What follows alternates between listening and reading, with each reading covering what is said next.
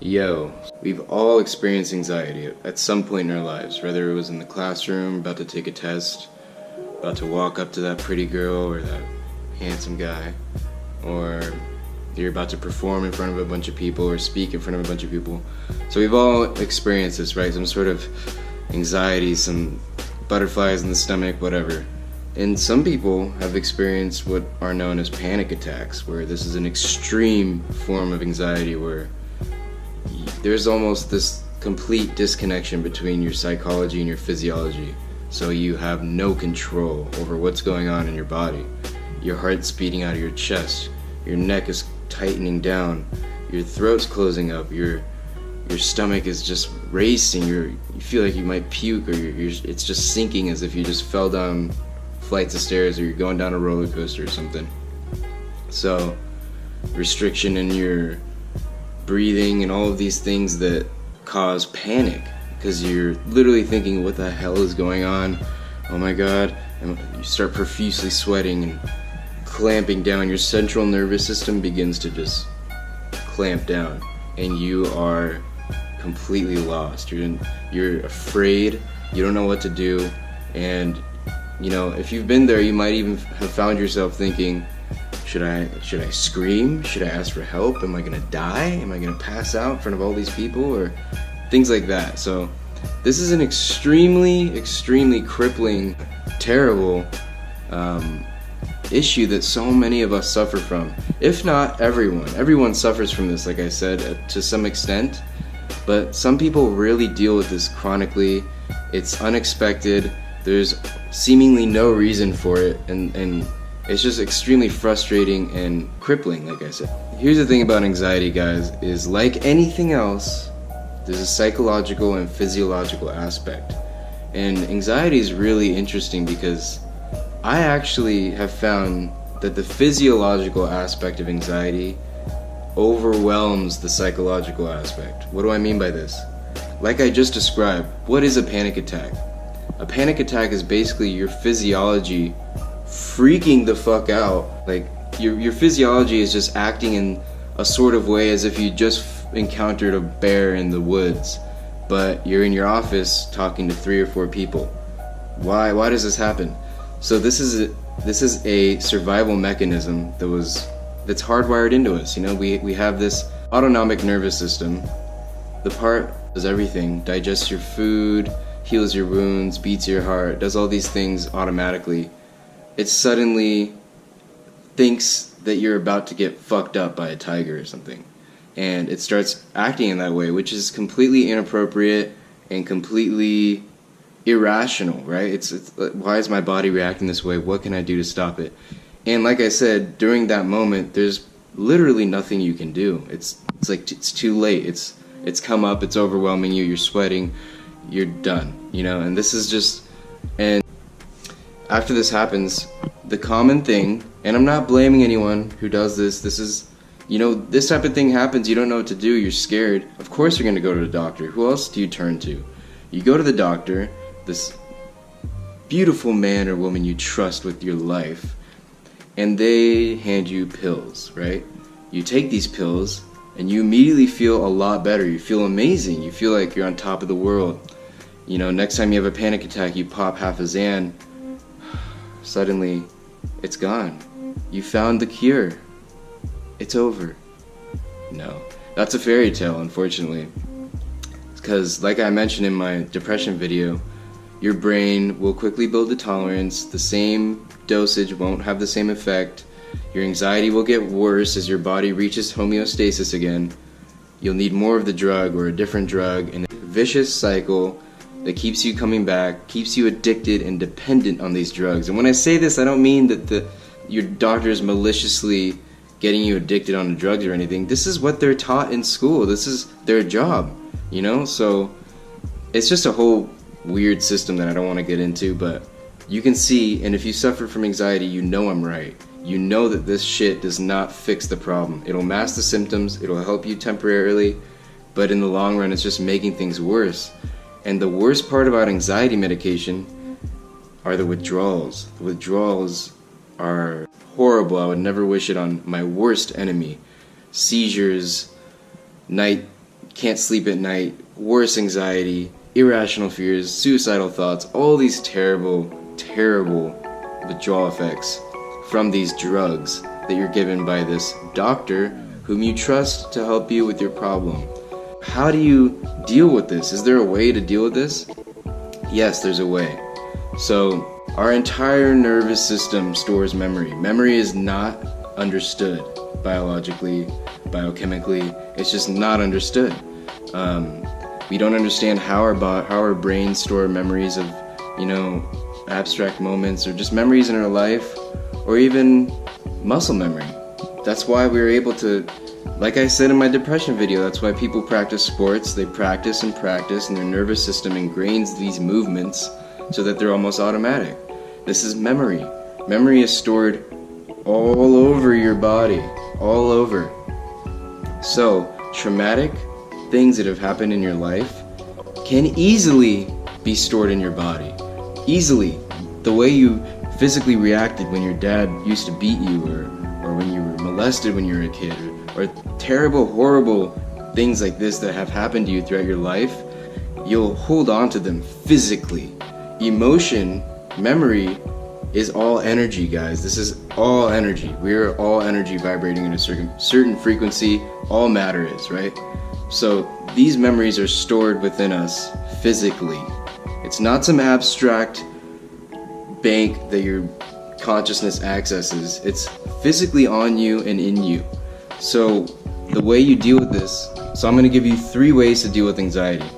The way you deal with this, number 1 is catharsis. You have to have some sort of cathartic release of these pent-up emotions and this energy that's stuck in your body.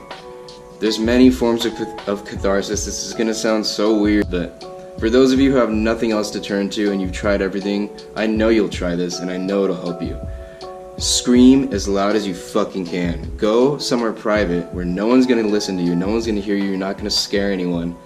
At the top of a mountain, or just somewhere, guys, just somewhere where you know you won't be heard. Or who gives a shit? If you don't give a shit, just go scream in your car somewhere.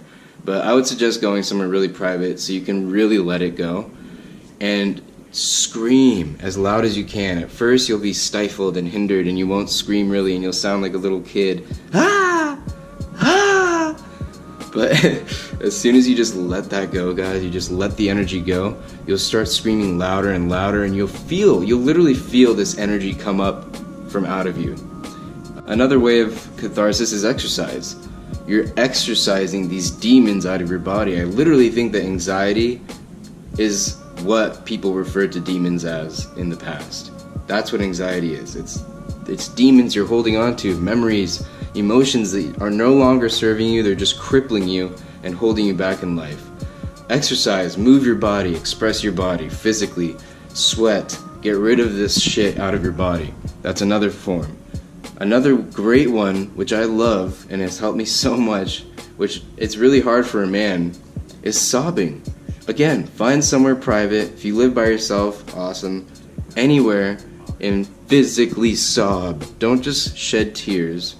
Sobbing is a body thing. It's a cathartic, physical release of energy, emotion. Let that go. Let yourself sob. Don't think, why am I sobbing? It's a physical thing, you guys. You don't have to be up in your head thinking about all this shit. You just do it. You feel it. And you feel how much better you feel after it. It's almost as if you lost 10 pounds of bullshit anchored onto your physical self. Sobbing. It works. So yeah, catharsis, guys. Shaking. Any of these things that can like a gazelle performs catharsis when it gets away from a lion. It gets away from a lion and it will start violently shaking for 5 to 10 minutes to really get that stress and anxiety out of its nervous system, rather than stifling and holding on to it and forever being, awkward and anxious. So the second thing you guys can do, which is not a quick fix, a lot of people overlook this because they try it during a panic attack.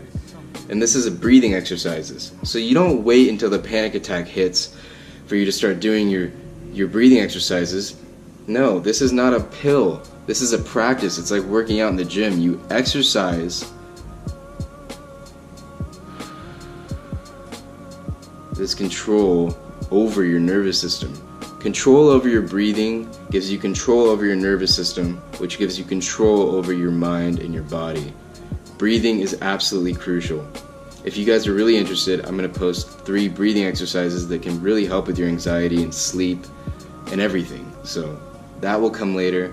This is something you practice on a daily basis, and you train it like a muscle, like your entire nervous system is just this muscle, and you slowly gain control over it, and then those panic attacks will not happen. I'm going to talk about more, this is more of a psychological cure, or I don't want to call these things cures, because these are all practices which will enhance your control over your nervous system and rid your body and your nervous system of unneeded energy and emotion, memories and all that.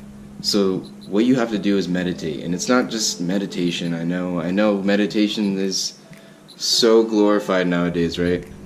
But this particular type of meditation is so crucial for anxiety. So you really have to, because anxiety, you guys, it can be an inexplicable thing like panic attacks and physiological responses that you can't control, or it can be irrational fears which are derived from past experiences, again, memories. So you have to really sit there, again, find a place where you can be by yourself and go inward, close your eyes and meditate. Think about your anxiety. Think about why you had your anxiety. Where were you? Who was around? What usually triggers it? Keep going back and back. Okay, when was the first time I experienced that? Oh, I was 12 years old. Why? Who was around? What was I thinking? Ask yourself these deep questions. What happened? And then, oh, maybe I actually felt that way when I was 6 years old. Oh man, my dad hit me, or my mom did this, or my brother did that, or whatever it was. You can trace it back. You can rationalize it. Oh my God, that's why I'm so afraid of my boss at work or something random. You rationalize it, you come to terms with it, and you visualize yourself overcoming this over and over and over and over again. Even if it's a fucking spider that you're afraid of. This is just an example. Let's say I'm afraid of spiders. I can visualize myself holding spiders, touching spiders. Obviously, it's not going to cure my fear of spiders, but if I practice this enough, because your brain, proven by neuroscience, cannot tell the difference between what you see and what you imagine, this is extremely, extremely potent. So think of it this way. When you masturbate, you can achieve orgasm with just your imagination alone, right? Maybe you can't anymore because you watch too much porn or something, but at some point in your life, you were able to achieve an orgasm with just your imagination, just imagining that beautiful lady you saw, or just imagining that hot guy you saw. You can achieve orgasm with just your imagination. That is an example, just one example, of how powerful your mind, visualization, and imagination are. So instead of just mindlessly using it, use it for your benefit. Imagine yourself overcoming these irrational fears and coming to terms with past memories and just rationalizing this all in your head. If you guys try these 3 things, your anxiety will be significantly reduced, okay? If you take pills from the doctor, it's going to be significantly enhanced in the long run, and you're going to have to figure out ways of coming off these medications. Listen, guys, I feel for you. If you're having panic attacks, you need to give speeches at work and stuff. Obviously, I'm not telling you throw the Xanax away and endure the panic attack during the speech. I feel for you, but you gotta try these things every single day, every single morning, every single evening. Practice this. Practice catharsis. Go somewhere once a week and just scream, sob, do something, let it go, exercise. Perform breathing techniques. Exercise this control over your breathing. Breathing is everything, guys. You can notice that when you're having an anxiety or a panic attack, you're not breathing deeply. Your belly is not relaxed, and you're obstructed, you're tense, you're tight. Breathing opens all of this up. Breathing can be done in conjunction with meditation, just paying attention to your breath.